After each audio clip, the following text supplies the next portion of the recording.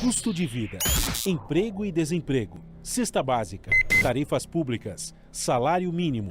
Agora, na Brasil Atual, a análise do DIEESE.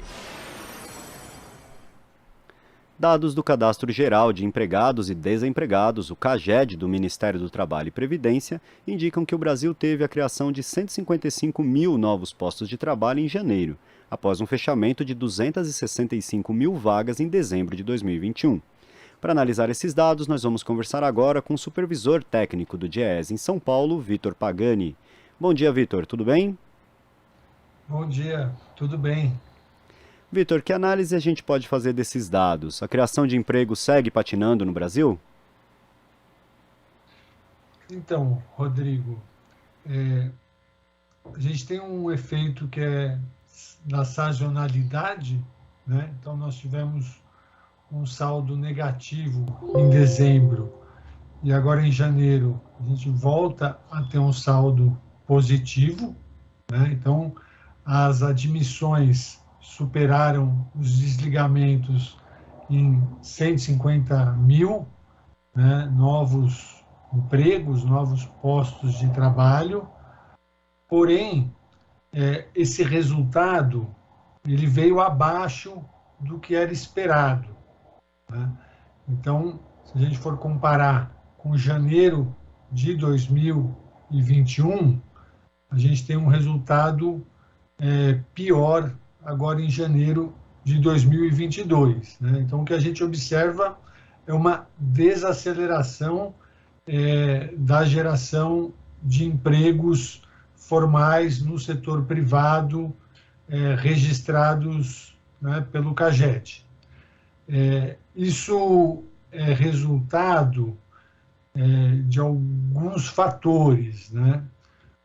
Um deles, que a gente pode mencionar, é o fim do programa de manutenção do emprego, né? Aquele programa que ficou conhecido como BEM, que previa suspensão do contrato de trabalho ou redução da jornada de trabalho com redução de salário e o pagamento de um benefício por parte do governo, e estabelecia que o trabalhador ficava sem poder ser demitido durante o período em que recebia esse benefício e mais um período adicional equivalente a esse mesmo período, né? Então, esse programa, ele, de certa forma, freou as demissões, né?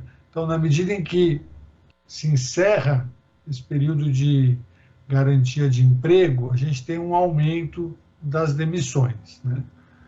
Um outro fator que a gente observou em janeiro de 2022 foi essa alta, né, do número de casos de Covid, né, sobretudo com a ascensão dessa variante Ômicron, né?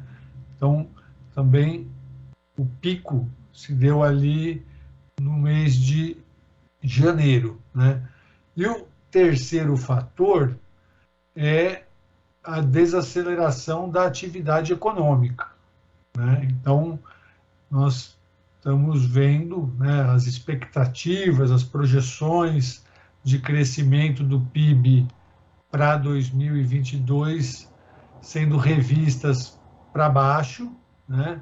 Então, a gente tem aí uma perspectiva de manutenção da inflação em patamares elevados, né, e um crescimento menor do PIB, né? Então, isso se deve a esse ciclo, né, de alta da taxa de juros, né? Então, com a diminuição da renda, o encarecimento do crédito, a gente tem uma atividade econômica menos promissora para 2022, e isso faz com que as empresas contratem menos, né?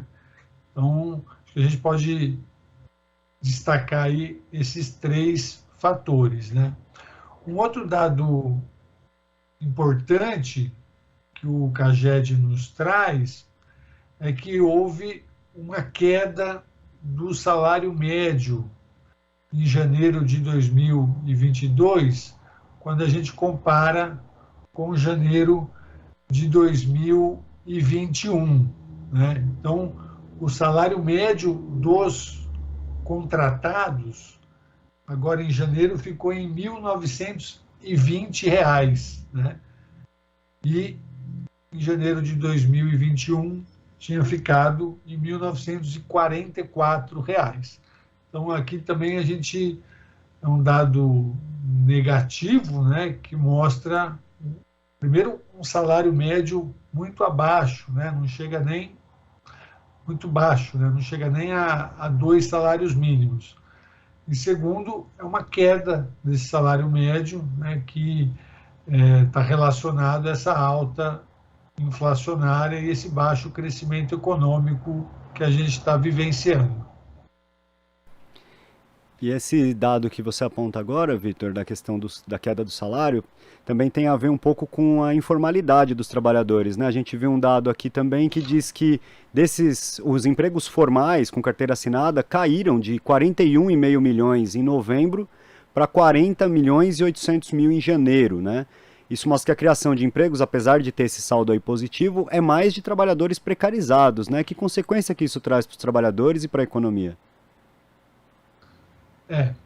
Então, Rodrigo, esses dados que a gente está comentando, eles são os dados do CAGED, né?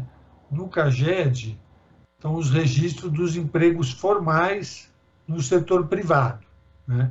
Então, como você bem disse, a gente observa que em dezembro houve um saldo negativo, né? O que se explica pela sazonalidade, pelos desligamentos depois do fim de ano, né? Então tem muito contrato temporário nessa época do fim do ano, e agora em janeiro já houve um saldo positivo com alguma retomada das contratações, mas não em quantidade suficiente para voltar aos patamares de novembro. Mas quando a gente olha também a PNAD, que é a Pesquisa Nacional de Amostra de Domicílios do IBGE, que capta não só o emprego formal, mas também os informais, né? Uma pesquisa que capta todo o mercado de trabalho, aí a gente vai observar isso que você falou, né? Um crescimento das ocupações informais, né? Das ocupações por conta própria, né? Das ocupações sem a proteção social e trabalhista, né? Sem a garantia de direitos. E a gente observa também na PNAD a manutenção de uma taxa de desemprego bastante elevada, né? Então, os dados do trimestre encerrado em dezembro de 2021, que são os últimos dados disponíveis, indicavam uma taxa ali de 11,1%, né, de desemprego, o que corresponde a mais de 12 milhões de trabalhadores e trabalhadoras desempregados, procurando emprego de forma ativa, né? Então, são desempregados que estão em busca de uma nova ocupação. Nesse número, a gente não está incluindo os trabalhadores subocupados, né, que são aqueles que fizeram algum bico no último período, e nem os trabalhadores desalentados, né, que são aqueles que perderam a esperança de encontrar uma nova ocupação.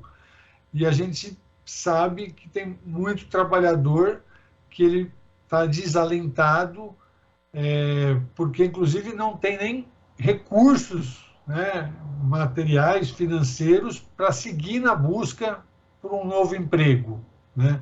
Então, a gente tem muito trabalhador que não tem recurso sequer para pegar um ônibus para ir procurar um emprego, né? Então, essa é uma realidade que a gente está vendo aumentar no Brasil nesses últimos anos.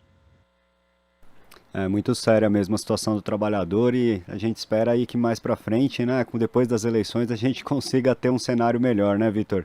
Quero agradecer a sua participação de hoje aqui no Jornal Brasil Atual e um bom dia para você. Bom dia, eu que agradeço. Conversamos aqui com o supervisor técnico do DIEESE em São Paulo, Vitor Pagani.